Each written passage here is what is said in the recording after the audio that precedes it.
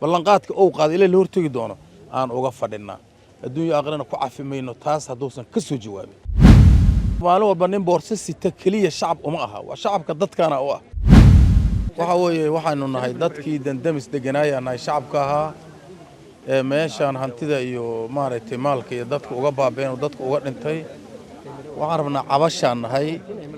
waxaan cabasho u nahay dawladda Soomaaliya Xasan Sheekh oo maaragtay madaxweynaha ka yahay oo ummadan asoo mas'uul ka yahay oo dhib kasta oo dhaca asaga oo mas'uul ka noqon doona adduunyo aakhiro ayaan cabasho u nahay anna mucaarad ma nihin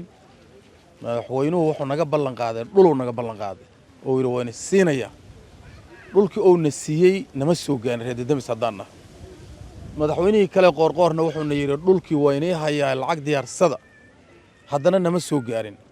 haddana warar badan aan suuqa aan maaragtay ka maqlaynaa nima ganacsada inay darfaha ku dhagan yihiin dhulkeeni qaar kamid ah jawaabka ugu jiro iyo xildhibaano iyo waxbaan maaragtay aan ka warhaynaa waxaan rabnaa madaxweynaha inaan u sheegno oo codkeenu gaaro ummadda Soomaaliyeed ee uu mas'uul ka yahay ee uu wax u ballan qaaday inuu arintaas oo maaragtay oo ku soo baxo ogaado oo warkeenu gaaro oo ka taliyo oo dhulku noo ballan qaaday oo nasiirabna hadduu u jiro xildhibaan haddii madaxweyne kale goboleed hayo haddii cid kale hayso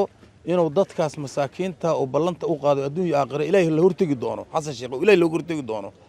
ballanqaadka oo qaado ilaahay la hortagi doono aan uga fadhinaa adduunyo aakhirana ku cafimayno taas haduusan ka soo jawaabin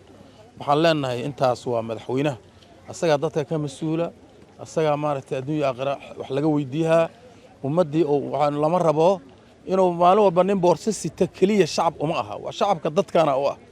oo bari dooran doona oo xaq ku leh oo masaakiina oo wadanka cashuurtiisa in la siiyo oo dibdejin loo sameeyo oo wax la baro xaquuq ugu leh dadka ugu lahay waa dadka kale oo boorsooyinka sito lacagta sito ummadda baabi'inayo shacab uma aha